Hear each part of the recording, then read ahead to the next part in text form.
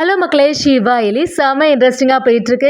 என்னதான் செல்வனாயி நம்ம சிவா மேலே கோபப்பட்டாலும் அவங்க உயிருக்கு ஆபத்துன்னு ஒரு விஷயம் தெரிஞ்சோடனே நம்ம சிவா செம அதிரடியாக வந்து ரித்திகா செல்வனாயை காப்பாற்றிட்டாங்கன்னே சொல்லலாம். அப்படி என்னதான் நடந்துச்சு வீடியோக்குள்ளே போகிறக்கு முன்னாடி நம்ம சேனலுக்கு சப்ஸ்கிரைப் பண்ணிடுங்க. அப்படியே பக்கத்தில் இருக்க பெல் ஐக்கனை கிளிக் பண்ணிடுங்க. அப்போ தான் நான் போடுற வீடியோலாம் உங்களுக்கு நோட்டிஃபிகேஷனாக வரும். நம்ம செழியனும் இந்திராணிக்காக கஷ்டப்பட்டு அந்த ஃபைலை மீட்டெடுத்து அவங்கள்ட்ட ஒப்படைச்சா அங்கே நம்ம இந்திராணியும் செழியனை பார்த்து வழக்கம் போல தப்பா பேச ஆரம்பிக்கிறாங்க. என்ன என் மனசுல எப்படியாவது இடம் பிடிக்கணும், என் மனசை மாத்தணும்னு சொல்லிட்டு தானே இந்த வேலையை செய்திருக்கீங்க. இது எவ்வளோ பெரிய இம்பார்ட்டன்டான கான்ஃபரன்ஸ் தெரியுமா, இதுலயா நீங்க விளையாடுவீங்க அப்படின்னு சொல்லிட்டு நம்ம செழியனை திட்ட ஆரம்பிக்கிறாங்க. ஒரு கட்டத்துல நம்ம செழியனுக்கு அந்த இடத்துலயே மயக்கம் வருது. அதுலயே மயங்கி விழுந்துடுறாங்க. அதை பார்த்த உதய பெருமாள் அதிர்ச்சி ஆகி செழியா என்னாச்சு அப்படின்னு சொல்லிட்டு அவங்கள எழுப்பி பார்க்குறாங்க. ஆனா மயக்கம் தெளிஞ்ச மாதிரி இல்லை. உடனே அப்படியே நம்ம இந்திராணிக்கு மடியில் செழியனை சாய்ச்சி வச்சு அப்படியே நம்ம உதய பெருமாளை ஹாஸ்பிட்டலுக்கு கூட்டிகிட்டு வராங்க.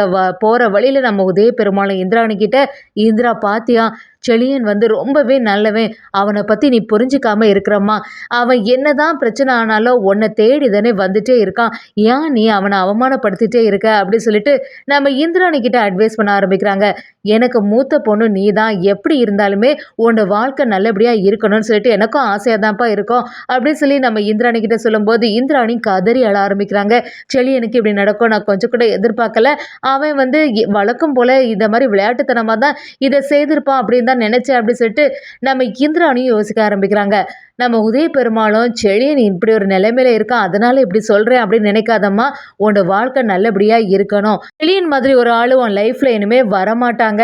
அப்புறமா காலம் போன பிறகு யோசிச்சு எந்த யூஸும் இல்லை, இப்பவே எந்த முடிவுனாலும் எடுத்துக்க இந்திராணி, எனக்கு சீக்கிரத்துல ஒரு நல்ல முடிவா தெரியணும் அப்படின்னு சொல்லி நம்ம உதய பெருமாள் இந்திராணி கிட்ட அட்வைஸ் கொடுக்குறாங்க.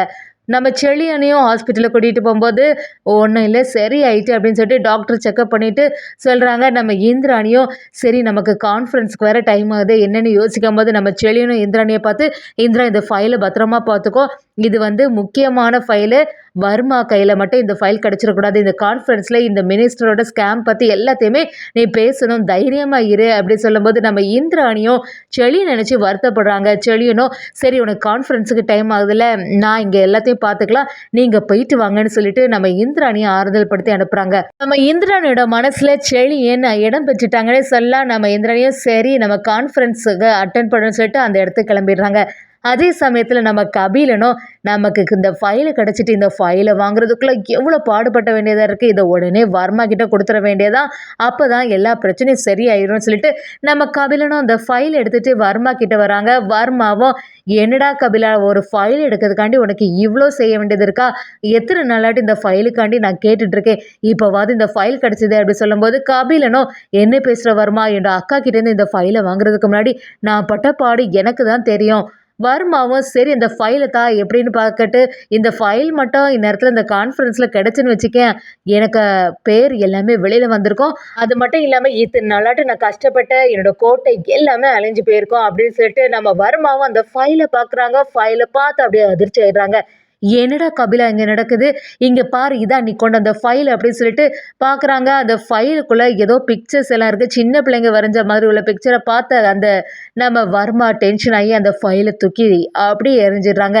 என்ன கபிலா, நீ உன்னோட அக்காவும் சேர்ந்து என்னை ஏமாத்த பார்க்குறீங்களா அப்படின்னு சொல்லிட்டு நம்ம வர்மாவும் கபிலனை சரியாக வெளுத்துருக்குறாங்க. கபிலனும் இல்லை வர்மா, நான் போய் உன்னை ஏமாத்த பார்ப்பேன்னா கண்டிப்பாக இது எப்படி மாறுச்சுன்னு எனக்கு தெரியலன்னு சொல்லும்போது வர்மாவும் இந்த ஃபைல் வந்து உன்னோட அக்கா கிட்ட தான் என்ன இருக்கா, அவள் வேற கான்ஃபரன்ஸுக்கு தயாராகிருப்பா, அந்த கான்ஃபரன்ஸில் மட்டும் என்னை பற்றி விஷயம் எல்லாம் வெளியில் வந்ததுன்னா பெரிய பிரச்சனையே ஆகிடும், எல்லாமே நீ செய்த தப்புனால வந்த செட்டு நம்ம கபிலனை சரியாக வெளுத்துருக்குறாங்க.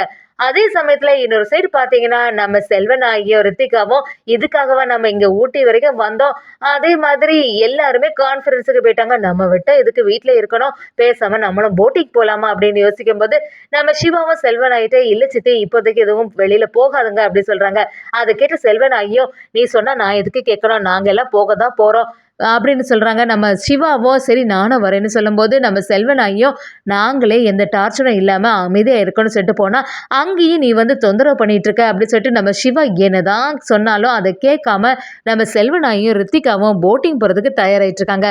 அயலியும் சிவா கிட்ட வந்து இங்கே நடக்கிறது எதுவுமே சரியில்லை, கண்டிப்பாக வர்மாவுக்கு இந்நேரத்துக்கு அந்த ஃபைல் போலியானது தெரிஞ்சிருக்கும், அது மட்டும் தெரிஞ்சுன்னா ஏதாவது நம்ம குடும்பத்தில் உள்ளவங்களுக்கு பாதிப்பு வர மாதிரி ஒரு செயலை செய்வான், அதனால இவங்க இந்த டைமுக்கு போகிறது சரியே கிடையாது அப்படின்னு சொல்லும்போது நம்ம சிவாவும் நீ சொல்கிறது எல்லாமே சரியாக தான் இருக்கா அயலி, ஆனால் என்ன சொன்னாலும் அவங்க கேட்காம போட்டிங் கிளம்பிட்டாங்களே அப்படின்னு சொல்கிறாங்க. அதை கேட்ட நம்ம சிவாவும் சரி நம்ம வந்து பேசாமல் அவங்கள ஃபாலோ பண்ணிட்டு போக வேண்டியதான்னு கிளம்பிடுறாங்க.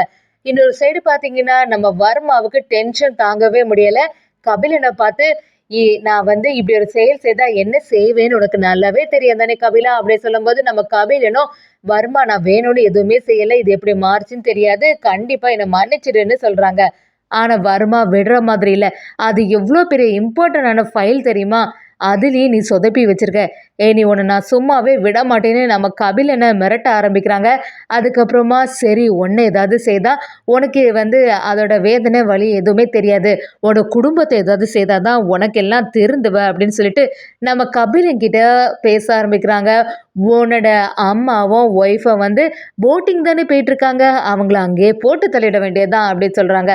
கபிலனும் இல்லை வர்மா தயவு செய்து அவங்கள விட்டுற, அவங்க இந்த விஷயத்தில் எதுவுமே பிரச்சனை பண்ணல, அவங்களுக்கும் உனக்கு எந்த சம்மந்தமும் இல்லைல்ல, எதுக்கு தேவையில்லாமல் அவங்கள பழி வாங்கணும்னு சொல்லிட்டு யோசிக்கிற, தயவு செய்து விட்டுருன்னு சொல்கிறாங்க.